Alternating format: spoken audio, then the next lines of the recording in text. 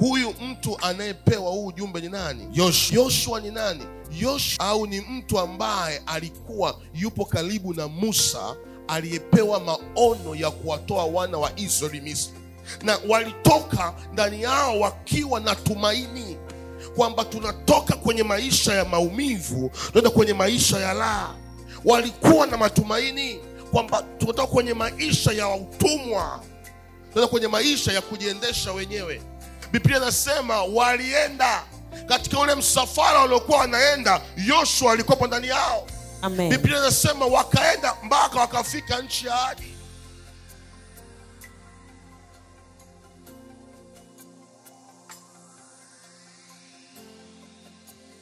Fungua kitabu cha Joshua 1, Joshua 6 mstari wa kwanza. Joshua 6 mstari wa kwanza. Twende haraka. Joshua 6 ule mstari wa kwanza. Leo nataka niseme na wewe kuhusu jinsi ya kuiangusha Yeriko yako. Amen. Jinsi ya kuiangusha Yeriko kwenye maisha yako. Kuna watu wanaishi na Yeriko kwenye maisha zao alafu hawajijui. Na inawezekana umewahi kusikia somo la ukuta wa Yeriko, umewahi kusikia na umewahi kuatendi kwenye ibada ukajifunza kuhusu Yeriko. Lakini siku ya leo naomba unipatie sikio lako. Taratibu kuna baadhi ya points utazipata zitakazo kusaidia kuiangusha Yeriko kiurahisi. Sema amen kubwa. Amen. Soma kitabu cha Yoshua 6 mstari ule wa kwanza.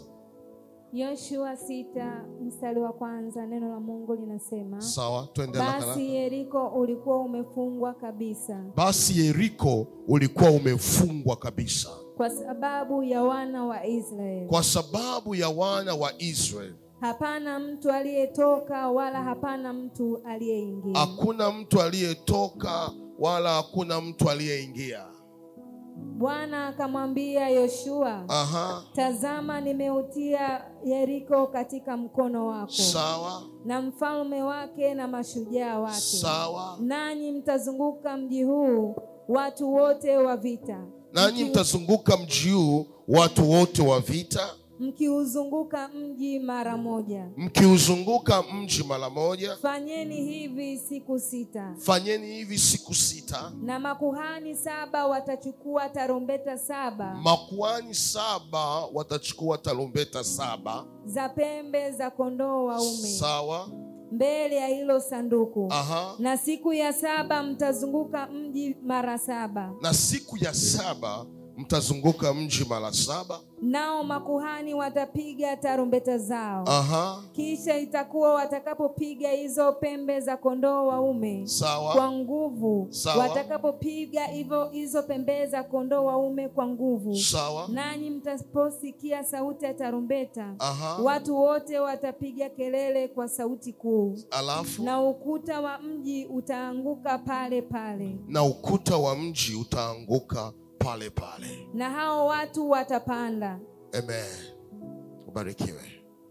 Kuna kitu naomba leo niseme na wewe, na naomba unisikilize vizuri.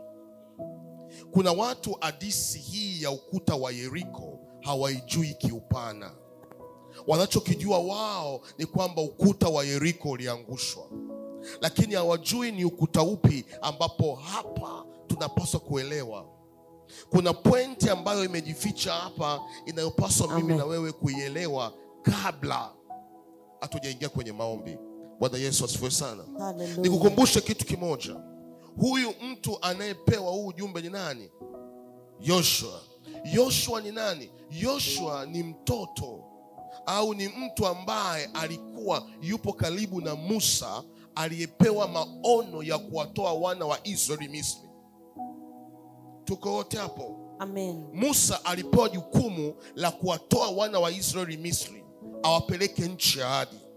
Nisikilize vizuri. Wakati Musa anaenda kuapproach wana wa Israeli, aliwaambia kwamba tunatoka mikononi mwa Farao, tunaenda nchi ya nini? Ya ahadi. Watu walitoka wakijua kabisa wanaelekea nchi ya ahadi, na walitoka ndani yao wakiwa na tumaini kwamba tunatoka kwenye maisha ya maumivu tunaenda kwenye maisha ya raha. walikuwa na matumaini kwamba tunatoka kwenye maisha ya utumwa, tunatoka kwenye maisha ya kujiendesha wenyewe.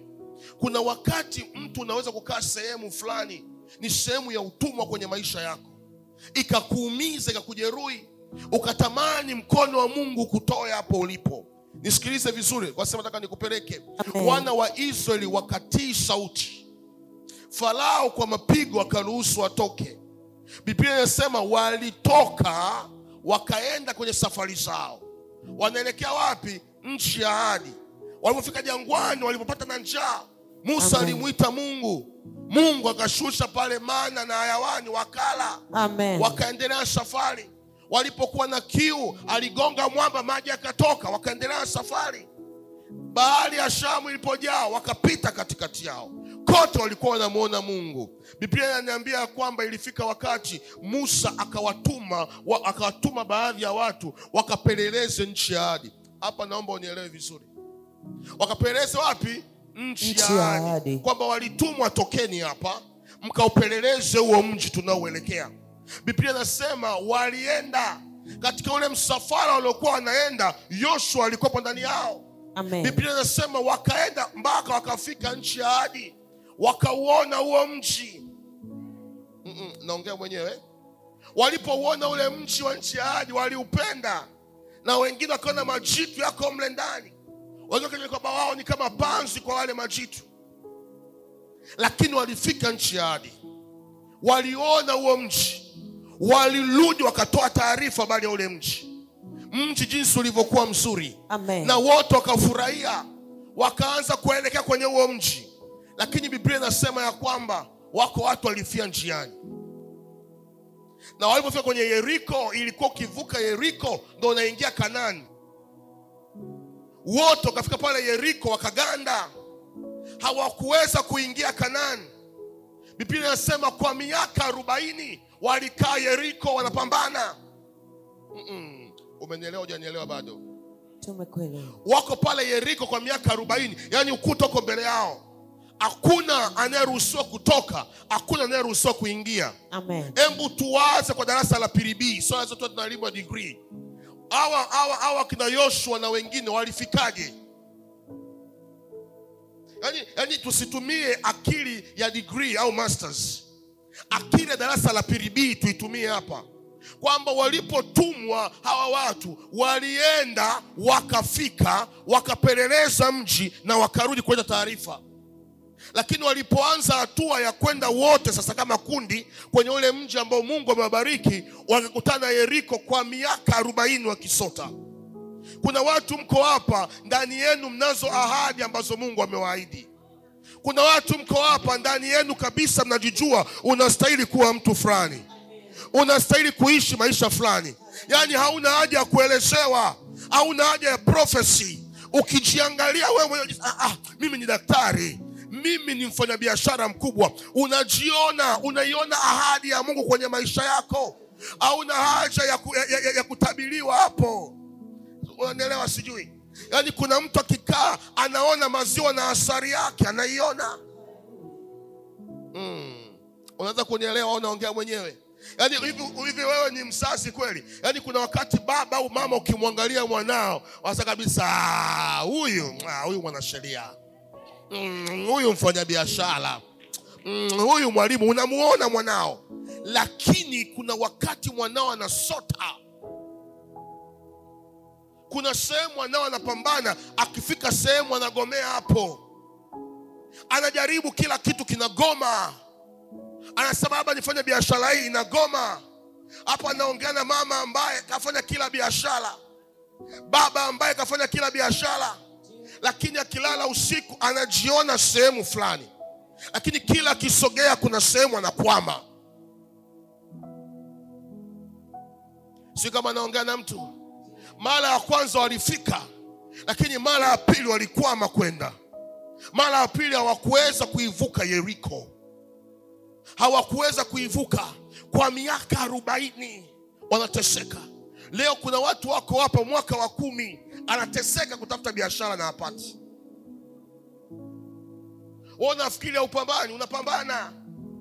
Unafikiri wewe hauumii hapo, unaumia, unajikaza tu. lakini ukikaa unajiona kabisa kwamba I deserve to be someone. I deserve, yani nastahili kuwa mtu fulani. Nastahili kuwa mama, nastahili kuwa baba, nastahili. Lakini kwa nini siwi? Hilo ndo swali la kujiuliza. Na sio kwamba uombe. Asubuhi kana mchekesha mke wangu, nikamwambia hivi, kuna wakati hata maombi yako yanaweza yakagonga mwamba kama hujui mbinu ya kuangusha mwamba.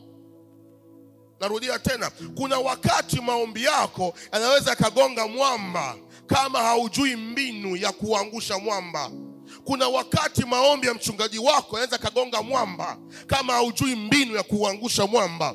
Kuna wakati sadaka yako inaweza kagonga mwamba kama haujui mbinu ya kuangusha mwamba. Wale sio kama walikuwa haujua, walikuwa wanaujua ule mji. Na Yoshua alikuwa anaujua ule mji. Lakini kwa nini alikwama? Ni kwa sababu gani? Mungu alitaka watumie akili yao kuvuka. Umeanza kunielewa au bado kidogo? Kuna watu mko hapa mwaka wa pili huu, mwaka wa tatu, mwaka wa 4, mwaka wa 5.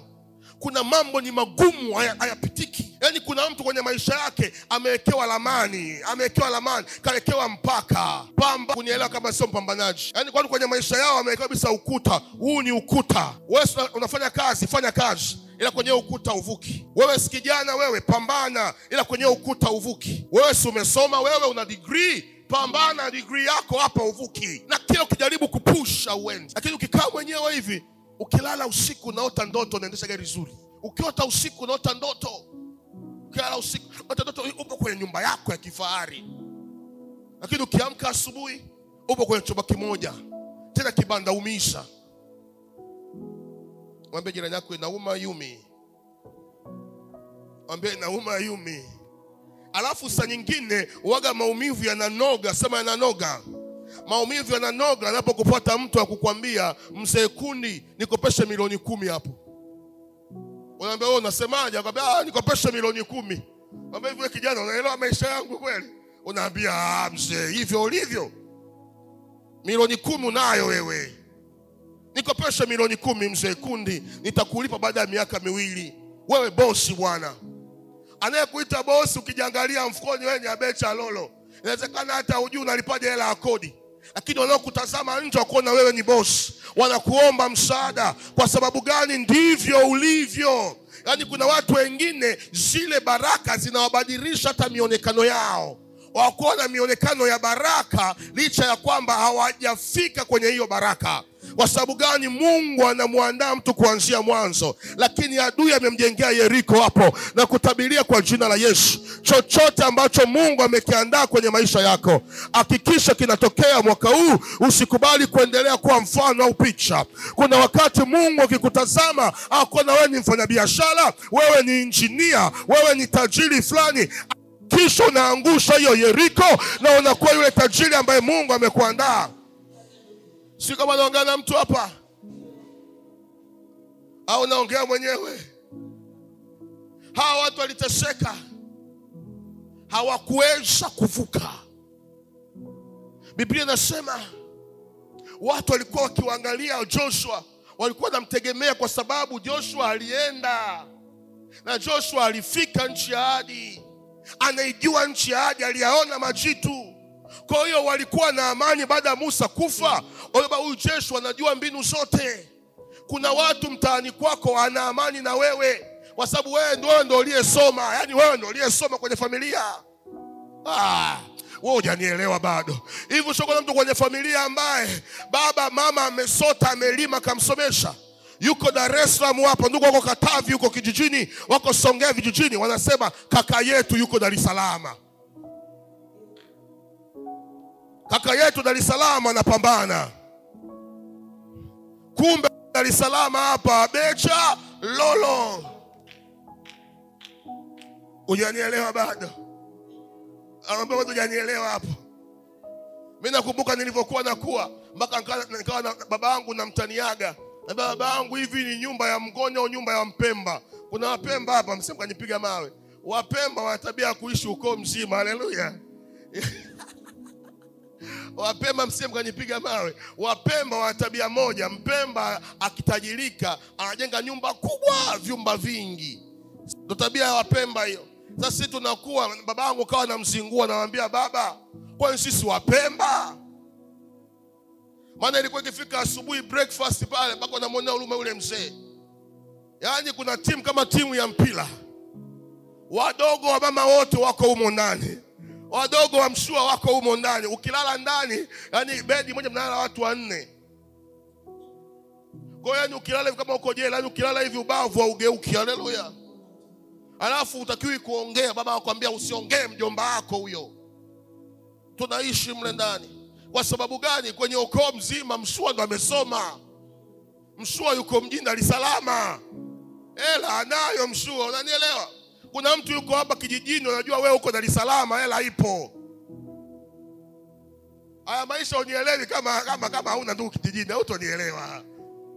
Hutonielewa haya maisha. Yaani kuna watu kijijini wanajua kiinua simu akikupigia simu, wewe hela ipo. Kwa baba nikimpigia simu fulani hapa, tena ukitaka kujua utamu ninachokisema hapa, subiria mwezi wa kwanza. Mjomba, suruali imechanika, haya nakutafutia. Anko, suruali imetoboka, sawa. Shemeji, gauni imeachia, sawa. Wajikuta una oda kubwa. Utanielewa. Lakini bado Yeriko haupiti. Wewe huku unapambana lakini haupiti. Kumbe adui amekwekea hapo ukuta. Kwa mapambana upambanavyo, lakini hapa hautovuka. Kuna wakati lazima uingie kwenye maombi ya kubomoa kila kizuizi ambacho adui amejenga kwenye maisha yako. Yaani kuna wakati vizuizi lazima uviangushe, kwa sababu usipoviangusha utabaki hapo hapo ulipo. Kuna watu wanazeeka na maisha yale yale. Kuna watu miaka inaenda wako vile vile, kwa sababu Yeriko imejengwa hapo na wamezuiwa kupita. Lakini leo ninasema kama Bwana aishivyo, kama Bwana aishivyo, lazima Yeriko ikuachie. Lazima Yeriko ibomoke. Nawe uende katika nchi ya ahadi ambayo Bwana wa majeshi amekuandalia. Ninaongea mwenyewe sijui. Ninaongea na mtu hapa. Biblia inasema wakasota pale, wakatafuta mbinu ya kupenya, hawawezi. Wakatafuta mbinu ya kusogea, hawawezi. Unajua kwa sababu gani? Ngoja nikwambie kwa nini kwenye Yeriko yako haupiti. Sema Ziko sababu 2 zinazopelekea watu wasipite kwenye Yeriko. Ziko sababu ngapi? 2. Shika vizuri, wewe msomi, shika vizuri. Ambaye sio msomi kama mimi, darasa la 7, shika vizuri, itakusaidia. Kuna sababu 2 zinazopelekea watu wasivuke kwenye Yeriko zao. Sababu ya kwanza inayopelekea watu wengi wasipite kwenye Yeriko zao ni fikra zao, akili zao. Nisikilize vizuri, utanielewa hapo. Akili ya mtu ikikamatwa, ufahamu wa mtu ukikamatwa, hata ufanyaji hauwezi kutoka. Kuna watu wengine wanasema nimetupiwa jini maaba. Kiwalisia hana jini maaba, ila ufahamu wake umekamatwa. Kwa mwingine anakuambia nina roho ya kuchukiwa. Kiwalisia hana roho ya kuchukiwa, ila ufahamu umekamatwa. Kwa wengine anakuambia bwana mimi sipati pesa. Kiwalisia mtu huyu ufahamu umekamatwa. Niliambia watu siku moja, nikamwambia hivi, kabla shetani hajakugeuza kuwa mateka, kwanza anashughulika na ufahamu wako. Akiukamata ufahamu wako, ameharibu ramani yako yote ya maisha. Mwambie jirani, vipi hapo? Akikamata ufahamu, ameharibu ramani yako yote ya maisha. Kati ya vitu ambavyo unabidi uwe makini sana ni nini unakiingiza kwenye ufahamu wako. Ni habari gani unaingiza kwenye kichwa chako? Ni nani unamtazama? Nisikilize nikwambie, Hawa wana wa Israeli ufahamu wao ulikuwa umekaa kwa kutegemea. Sema amen. Hata kama hutaki sema amen. Hata kama unachukia sema amen. Wana wa Israeli walipoingia kwa Farao, jambo la kwanza Farao alichokifanya ni kuharibu fikra zao na kuwafanya kuwa tegemezi kwake. Aliwanyima haki ya kujitegemea, akawanyima haki ya kujiendesha.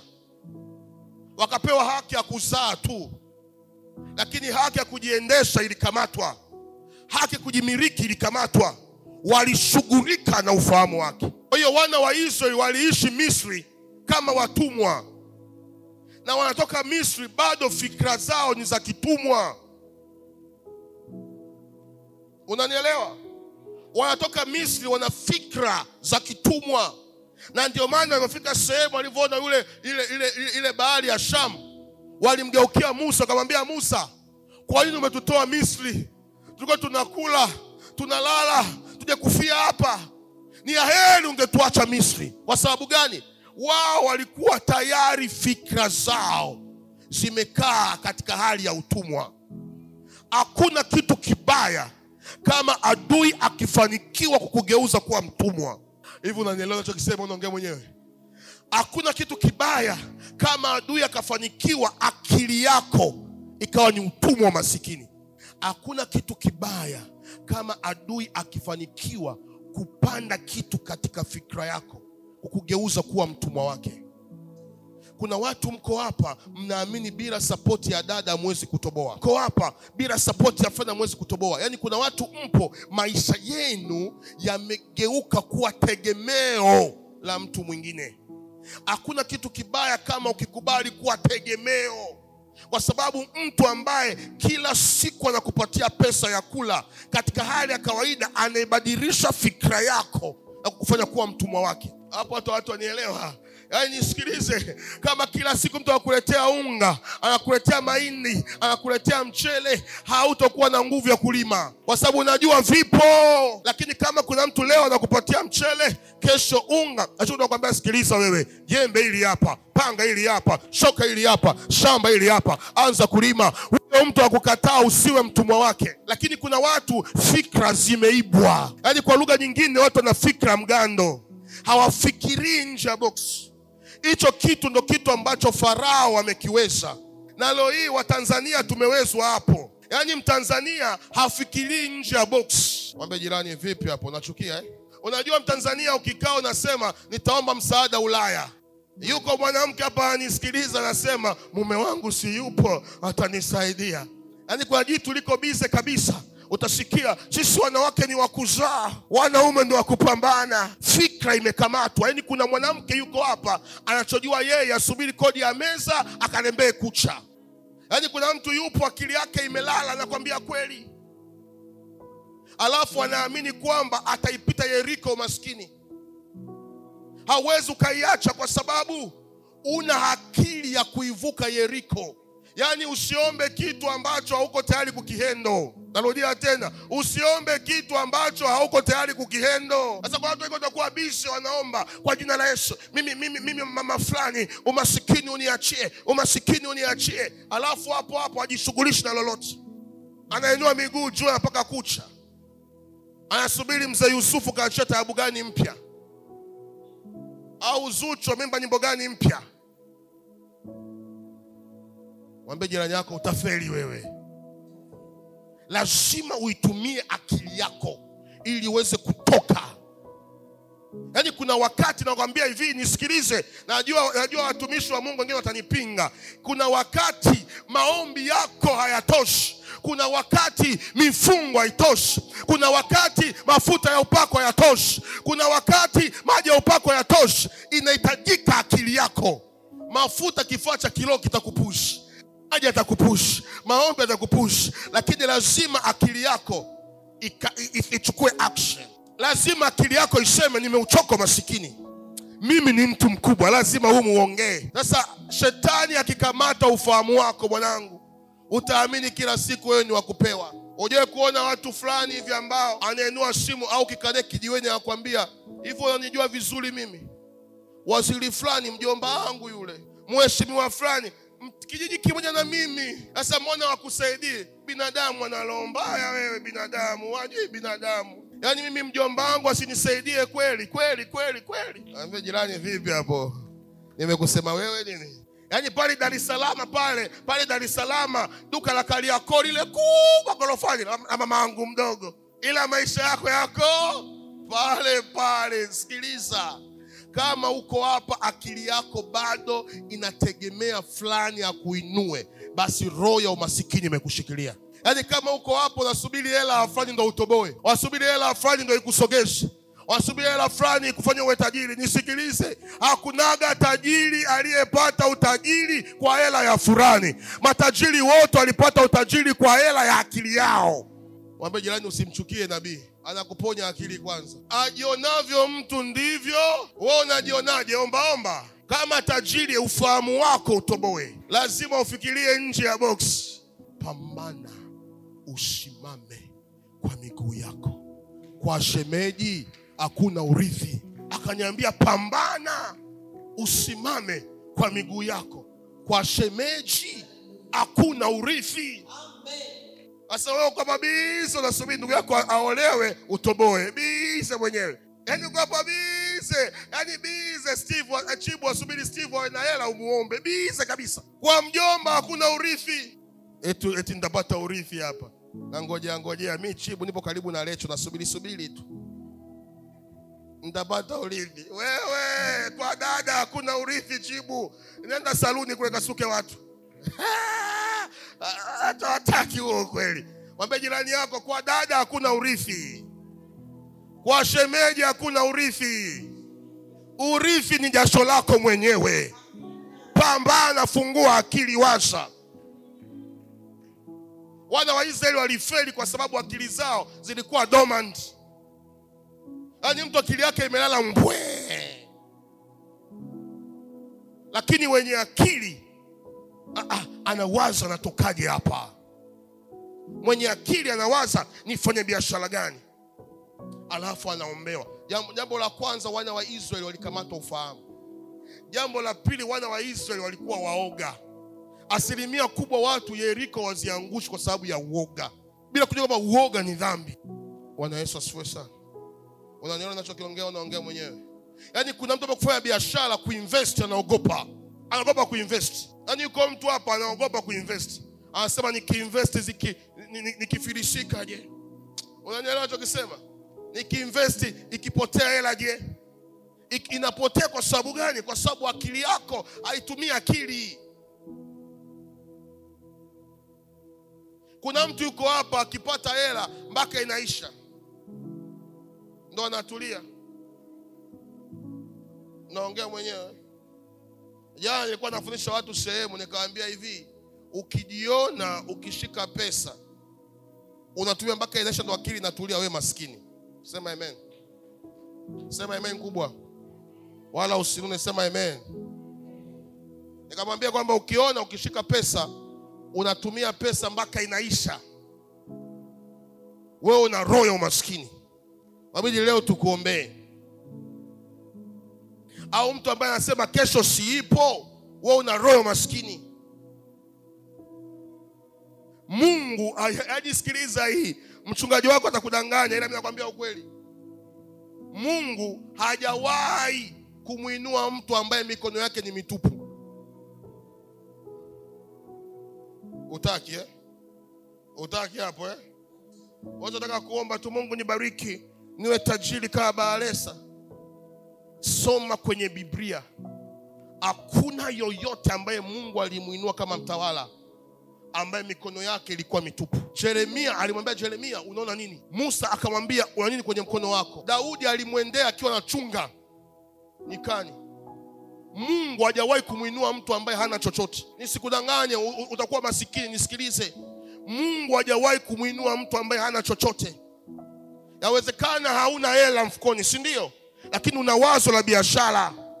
Mungu ataliangalia wazo la kuwekeza. Mungu ndo mwekezaji namba 1 duniani. Mungu anawekeza kwa mwenye nacho. Hautaki. Sasa uko hapo unaomba, unakuja unalia madhabahuni, Yesu niinue, Yesu niinue. Yesu akikuuliza una wazo gani? Ukijipatia pesa nitawaza hapo hapo. Amejira yako wewe masikini ujue wewe ujijui tu. Yesu niinue, ninaangamia. Sawa.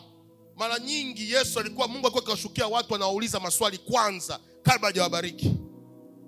Una nini? Musa akajibu nina fimbo. Akaambia basi sawa, ipige chini, hiyo ndio muujiza wako.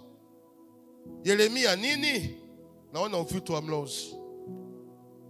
Wewe unaona nini? Au una hofu tu? Unaogopa kabisa na historia ya kwenu? Yaani sisi familia yetu ina wachawi, wewe hujui tu. Baba ongea tu, mimi na shangazi yangu huyo akifanya chwa yuko Sumbawanga, mwanga balaa. Kwa hiyo siwezi kufanya biashara, shangazi yangu mchawi. Mwambie jirani yako wewe tayari umeshalogwa wewe.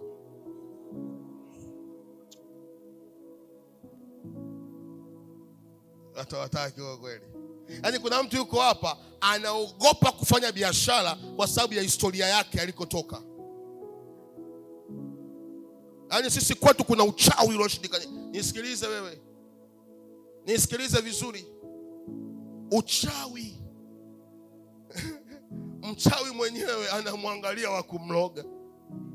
Pepo amuingii kila mtu. Wewe jina lako vipi hapo? Inauma hiyo? Wewe kumwona tajiri anaomba aunga mapepo tajiri.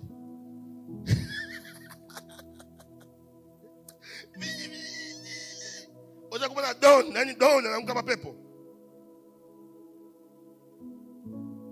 Tajiri yani mtu ana mawe mfukoni, ana hela imejaa.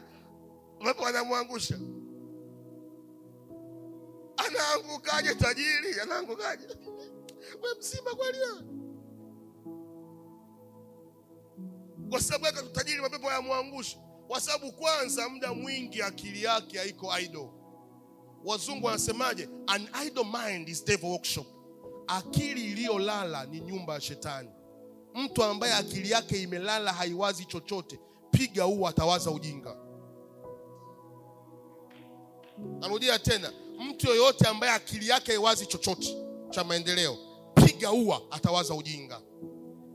Sasa tajiri hana huo muda. Yaani akikaa na waza kiwanda, akikaa na waza magari yangu barabarani, akikaa na waza akili muda wote anafanya kazi. Jambo la kwanza. Jambo la pili, tajiri ana mawe. Aya kanisani hapa, Bwana Yesu asifiwe, amina baba. Nabii Kristo utaniombea. Kibunda anaondoka. Utaomba mwenyewe. Ngoja nikuulize swali. Usituseme watumishi wa Mungu, hata wewe mpendwa katika Bwana. Tuongee tu kweli. Hivi hapo ulipo kapigwa milioni 10 afu kaambiwa niombee wiki nzima, utaniombea au niombei? Kwa wewe utaomba, mimi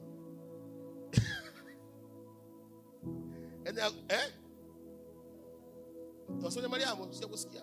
Yaani tajiri anakuja hapa akwambia sorry baba, natamani ni attend ibada lakini na kikao Dubai, so please sadaka yangu hii milioni 10 naomba uniombee.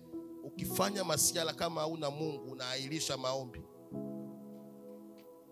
Sawa, mimi nipinge, nenda kwa baba yako wa kiroho. Nenda kwa baba yako nani? Wa kiroho, ingia ofisini kwake, muelezee shida yako akuombe. Baada hapo inuka toka mpaka mlangoni, chukua 10,000 rudi tena, baba sadaka yangu hii. Maombi yanaanza upya. Sisi si manabii tunapenda hela. Nenda kwa baba yako wa kiroho ambaye ni mchungaji apendi hela, mfuate. Akuombea alafu toka mpaka mlangoni, jifanye umesahau simu. Rudi na 100,000 mkononi. Utasikia amina mwanangu, tumshukuru Mungu kwa ajili ya sadaka. So kuna wakati lazima ufahamu wako utoke. Lazima ufunguliwe na uache hofu. Acha hofu ya kufanya biashara. Acha hofu ya kufanya kazi. Uchawi hauwezi kupenya. Kama kweli uchawi una nguvu, ukaibe hela benki. Eti naogopa chuma ulete. Mbona benki chuma ulete haingii? Hivyo unaelewa anachokiongea hapa? Si kuna chuma ulete? Si kuna chuma ulete mitaani kwenu? Hakuna ATM. Mbona hazibiwi hela? Nikichukua 10,000 yake nikichanganya kwenye hela zangu zinayayuka. Mbona zikiingia kwenye benki haziondoki? Mashine haiwazi kuwaza ubatili. Mashine is the machine. Uchawi ili ufanye kazi lazima kutengenezee hofu. Kwa anakuja pale kibabu, bagarashe fupi, kanzu ndefu, alafu hela achana kidogo hivi anakupatia. Shika hii. Niuzie mchele hapo. Unaangalia macho mekundu, mfupi kama Chris hapa. Kibagashe chuma ulete naweka pembeni. Siichanganye ka pembeni. Baadaye unajisahau unaichanganya imeenda. Kwa sababu imani inaamini kwenye uchawi. Hofu imekuja kwenye uchawi.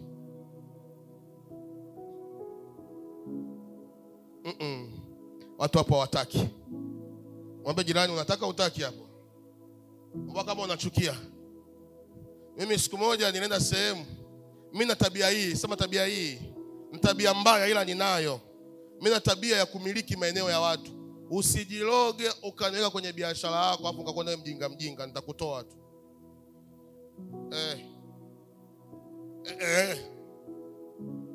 Kataa kuogopa, kataa kuona unashindwa. Amini Mungu anaweza kukuvusha hapo ulipo. Hofu haitakiwi. Autoboi kwa sababu una hofu. Akili yako inaogopa. Watu hawataki tena. Nisikize nikwambie wewe, ili Mungu akutoe hatua moja kupeleka hatua nyingine mafanikio, lazima akupime. Akuone unaweza kuhimili mikiki. Mimi naambia watu kila siku, barikiwe mwanangu. Mungu akutoe hofu. Safi mama. Mama kama huyu ana passport ndani ameweka si urembo hapanya. Sema event kubwa. Watu hawataki huo kweli. Yaani kuna mtu yuko hapa ana passport. Ana nini? Passport anayo. Alafu iko ndani kama kitabu cha panya, kama registration ya panya vile. Haijawahi kugongwa muli hata mmoja. Watu hawataki. Kuna mtu yuko hapa na akili ya biashara, alafu amekaa tu. Fahamu imefanyaje? Imekamatwa. Au kwa mtu yuko hapa sema mimi mota ndoto ipo siku nitaenda China, hauna hata passport. Akili shakamatwa wewe. Wenye akili ni wale ambao wanasema sikiliza, mimi nitavunja rekodi ya wazazi wangu. Mimi nitavunja rekodi ya mtaa wangu. Mimi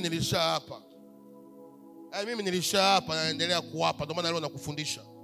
Mimi nilishaapa kwamba nitahakikisha kwenye maisha yangu nitayafanya ambayo wazazi wangu walishindwa kuyafanya. Nitaishi maisha ambayo wazazi wangu walifeli kuishi. Niliapa na kila siku ninaapa.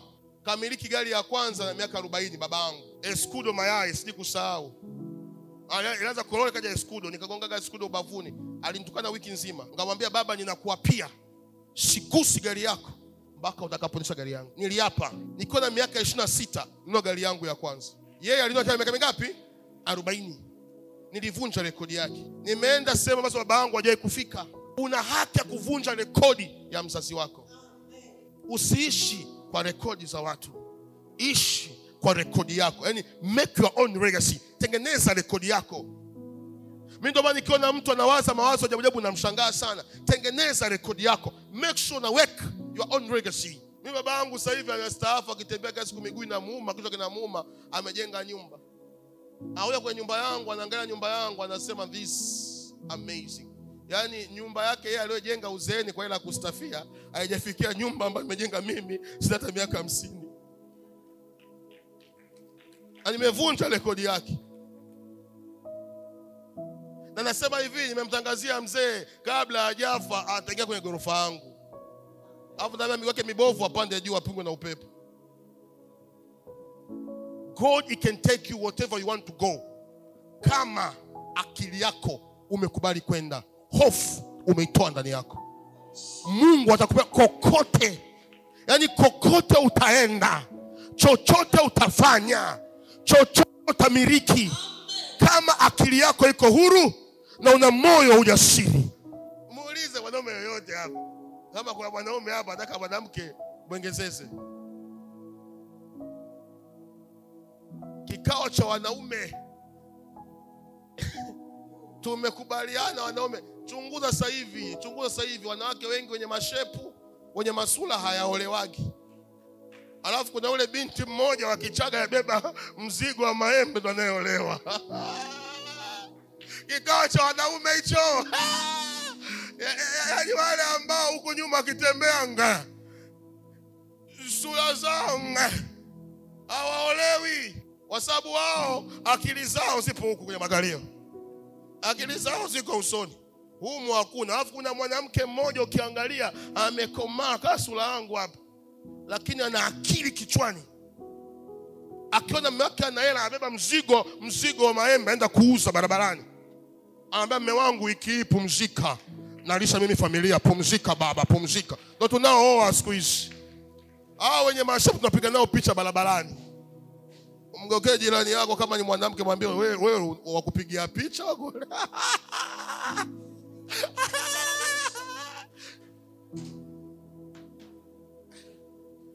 Kikao cha wanaume hatutaki wanawake ambao humu medula bulangata haipo. Lazima ifike wakati mtu ukikaa sema Yeriko ya umaskini lazima niibomoe. Kuna watu waelewa hii point. Ngoja nikuulize. Mwenyekiti mama atanielewa. Hivi wewe si umeolewa? Mfano mwanamke si ameolewa. Mimi si nimeoa. Okay, natolea mfano mimi si nimeoa. Sina mke wangu. Kabla sijamuoa mke wangu alikuwa hana ndugu. Hana wazazi. Hana wadogo. Mimi sina wa kwangu. Hivi kwa akili yako ya darasa la pili B, unaweza ukahisi kwamba mume wako anaweza kukupatia ile mwanamke atakayotatua shida za familia yako? Hautaki huo kweli?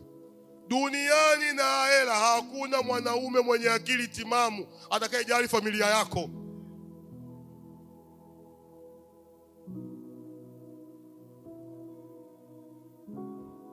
Ataisupport. Ila kuna wakati ukifika atasema mama fulani na watoto huko ndani, najali wanangu. Mama fulani ndugu zako wamezidi, waambie waendelee kulima mahindi mpaka msimu ujao. Huo ukweli si mkutano nao kwenye familia zenu, kwani mkutani nao msijikaze hapa.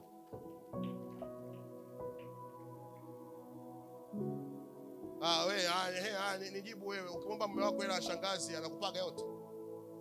Usijikaze, unapewaga.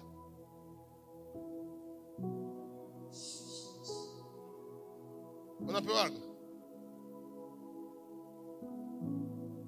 Haya marembi bibi yako mzaa mama amekufa, unapewaga hela yote ya msiba wewe. Unapewaga nauli tu. Alafu naambiwa nenda nyingine tutakutumia ukifika. Lazima ukifika na kuzimia na simu. Shida ukweli kama watu hawaupendi, yani ndio tatizo liko hapo. Lakini kama kuna mwanamke ambaye atamheshimu mume wake na anataruhusu mume wake amuombee, mume wake amruhusu, alafu afanye biashara, lazima atoboe.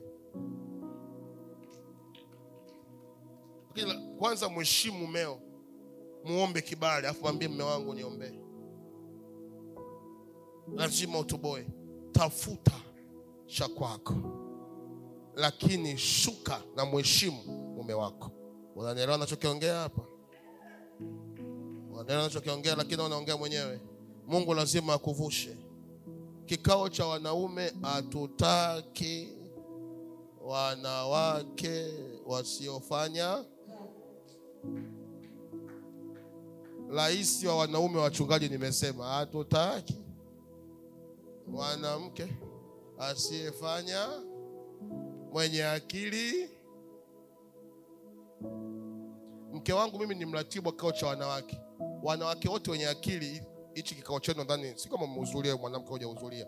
Ila mke wangu aliniambia kwamba wanawake sasa hivi wameamua hawataki wanaume suruali. Hivi ni kweli?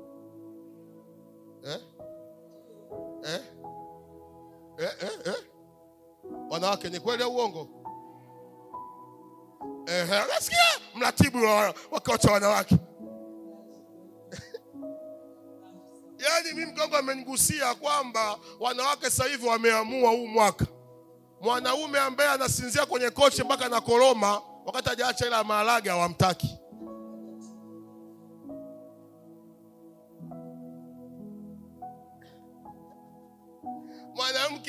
Mwanaume ambaye wanaume wake ni kwa sababu wana ndevu tu, sasa hivi wanawake wamegoma. Wanataka sasa hivi mwanaume ambaye ikifika, mimi nakwambia kweli, yani hii kataa kubali mwanaume, kataa kubali. Yani kataa kubali, pigana, goma, rusha ngumi, rusha sarakasi. Mwanaume usipokuwa na hela hauheshimiki kokote.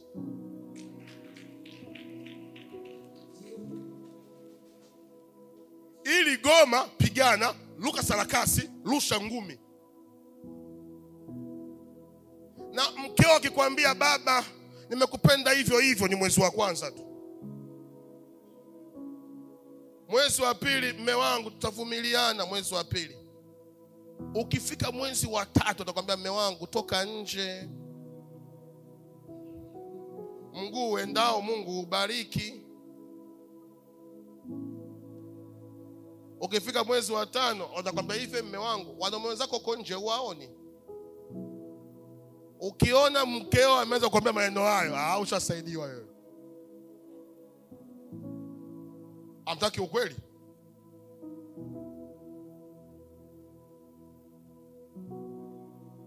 Mwanaume toka nje kapambane. Beba zege.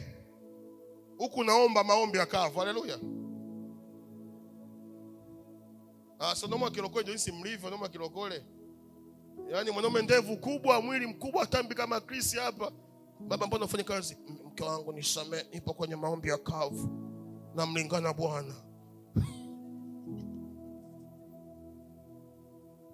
Mimi ndo rais wa wanaume. Wewe mwanao hajawahi kuona ukimwachia mke wako hela. Kwani naye asije kuwa kibenteni baadaye.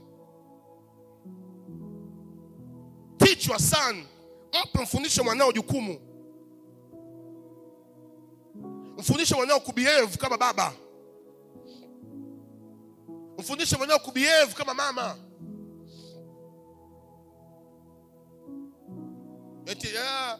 Eti sijui huo ni ukoloni. Nisikiliza wewe. Kuwa kidogo na ushamba. Haleluya. Usiache kaushamba. Baki na kaushamba kenu, baki nacho kidogo. Sawa mwanangu.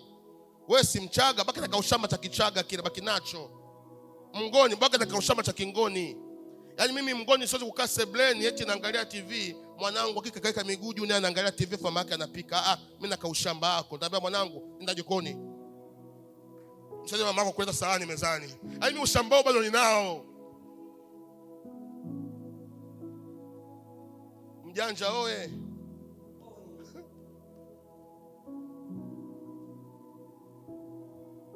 Mimi nako kaushamba bado ninako. Mimi nako kaushamba. Mimi ninako, mimi naambia kweli. Yaani ushambao mimi ninao. Mimi tangu darasa la 4 anapika chai, anaunga maharage. Mimi ushambao ninao. Ninao bado huo ushamba. Mimi ninao. Mimi na ule ushamba mwanangu wa kiume Chris mdogo kwenda bandani kusafisha banda la kuku. Mimi huo ushamba ninao mpaka leo, ninao bado.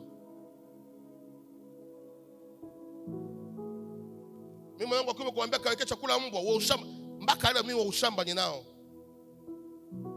Baba si una hela? Hela ninayo. Ila huo ushamba bado ninao. Kwa sababu gani? Nikifa leo wanaishije wale? Mimi huo ushamba ninao, kweli ninao. Mimi mwanangu anasafisha banda la kuku, kweli ushamba huo mimi ninao. Mimi watoto wangu kukaa miguu juu kwenye TV, bado huo ushamba mimi ninao. Atapika tu. Ninao huo ushamba. Yaani mimi jamani, mimi hujanitoka bado, labda mniombee. Ila ninao. Na ukiniombea si utoi. Ubaki hivyo hivyo.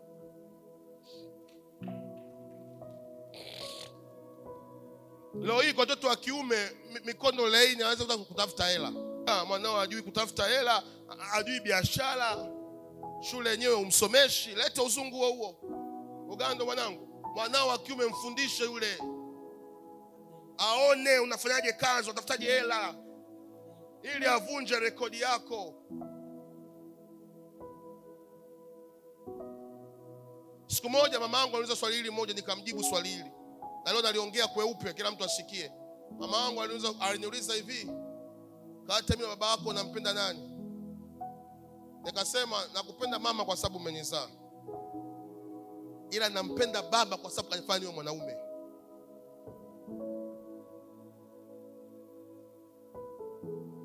Sasa nakupenda mama kwa sababu mama yangu umenizaa kwa uchungu. I love you mom, but I love dad much because he made me to be a man. Mimi baba yangu nyumbani unalililia mboga, atakuwa mabanza kama mwanaume alilii mboga. Leo hii napambana kwa sababu nimelelewa hivi. Yeriko naziangusha kwa sababu nimelelewa hivi. Leo nakuombea kwa jina la Yesu uvunje Yeriko, lakini pia mfundishe mwanao kuvunja Yeriko. Teach your son. Make your son as a man. Yani ndio maana juzi nikamwambia mzee Isa kule, yule mwanao wa kiume atembee naye yeye, amfanye kuwa mwanaume. Yani ruhusu wanaume, ubaba uingie kwa mwanao.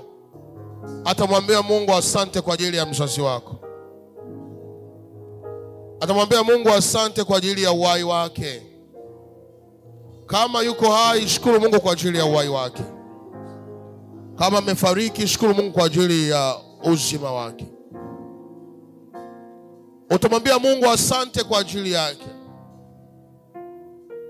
Utamwambia Mungu asante kwa ajili ya uwepo wake. Sema, Bwana Yesu, leo ni siku ambayo naangusha Yeriko iliyojengwa kwenye maisha yangu. Kwa jina la Yesu, ninajua iko Yeriko ambayo adui ameijenga kwenye maisha yangu ili nisiweze kupita.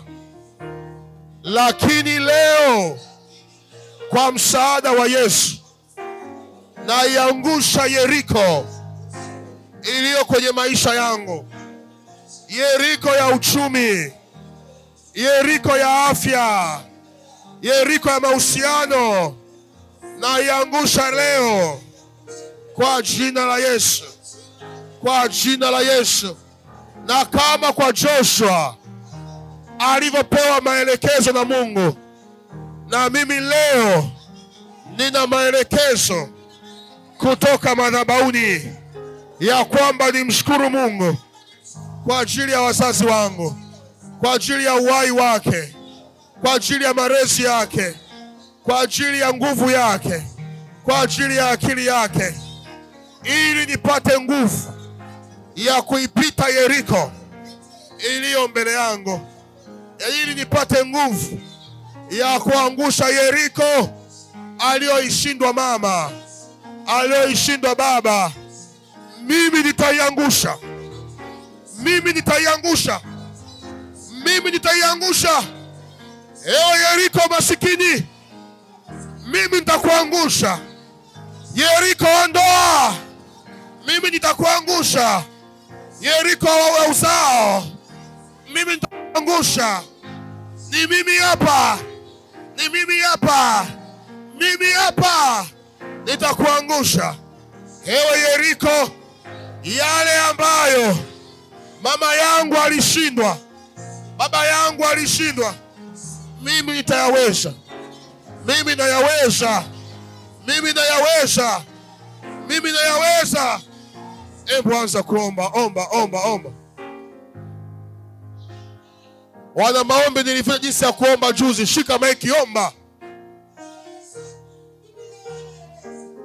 Wana maombi nasema omba. Rama sakatariama yakadariamash yakaripakaraba yandarama yakariabash yakataramando. Angusha hiyo Yeriko.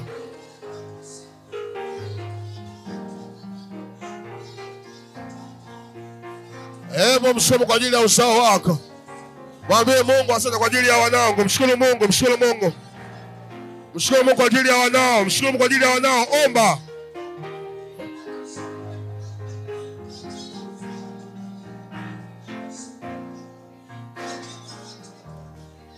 Ya masekete.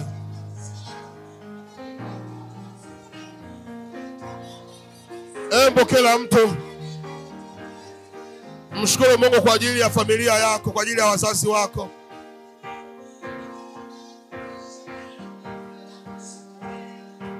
Mshukuru Mungu kwa ajili ya wazazi wako. Nikisema omba maanisha omba. Wana maombi omba. Wana maombi ongoza maombi omba. Riyama sakataya. Bwana, asante kwa ajili ya familia yangu. Asante kwa ajili ya wazazi wangu. Jehova umenipatia baba. Jehova umenipatia mama. Ninakushukuru kwa ajili yao. Ninakushukuru kwa ajili ya wazazi wangu. Jehova umeona kwamba walistahili kuwa wazazi wangu. Asante kwa ajili ya mama. Asante kwa ajili ya baba. Asante kwa ajili ya malezi yao. Hakika wazazi wangu walinipenda. Hakika wazazi wangu walijitoa kwa ajili yangu. Leo Bwana najivunia hapa niliko. Kila mtu anayeheshimu neema iliyo ndani yangu ni kwa ajili ya lile tumbo lililonibeba. Ninaibariki tumbo la mama yangu. Wana maombi ya muombi.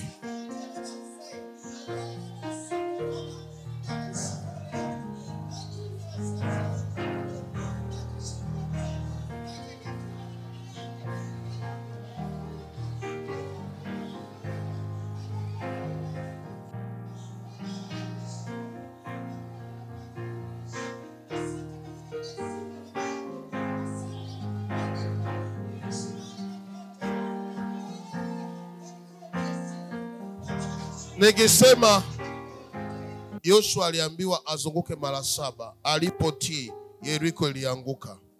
Jaribu kutii ninachokwambia. Mshukuru Mungu kwa ajili ya baba na mama yako. Kama hawajakulea, mshukuru Mungu kwa ajili ya aliyekulea.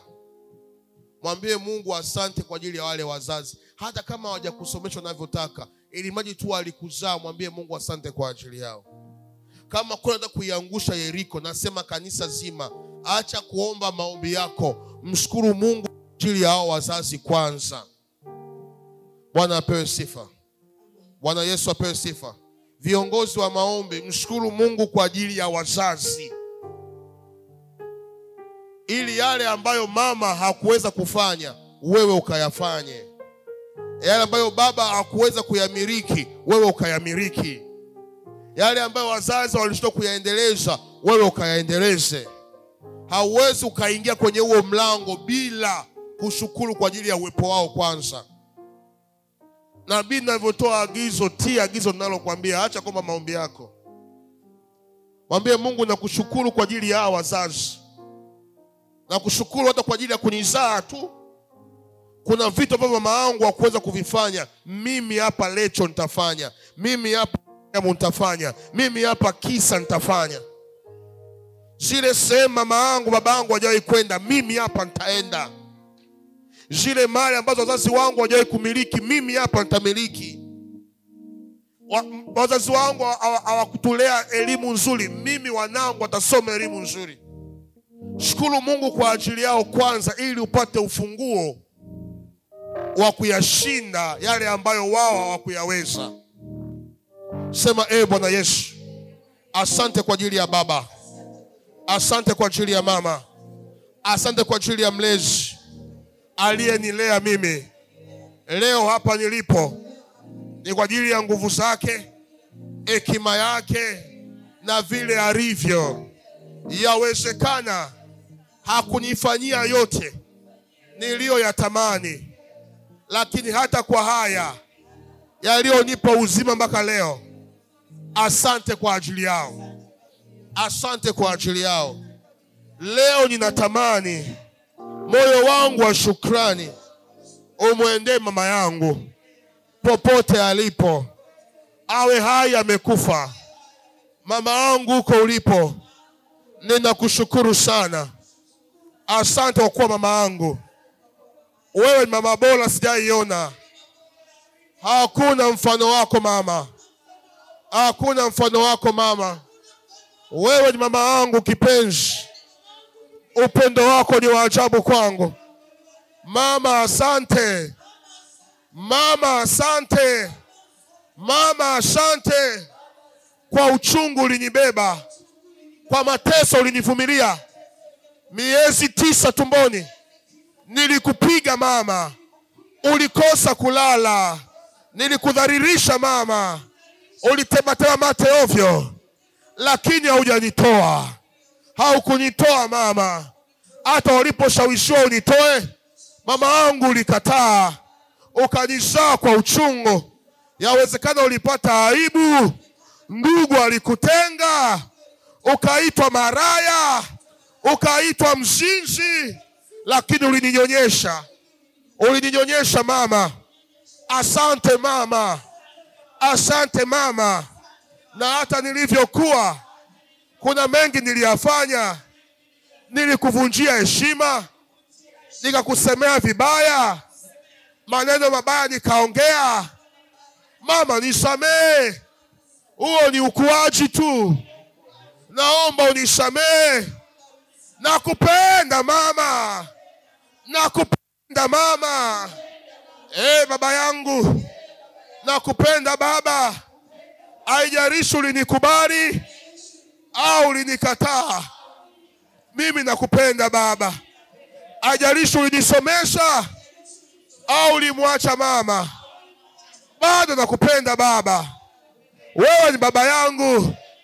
Pasipo ya wewe siko mimi. Mimi ni picha yako. Mimi ni damu yako. Mimi ni uzao wa kiuno chako. Baba nakupenda. Yawezekana kuna mambo haukuweza kunifanyia kwa sababu ya Yeriko zilizokuzuia baba.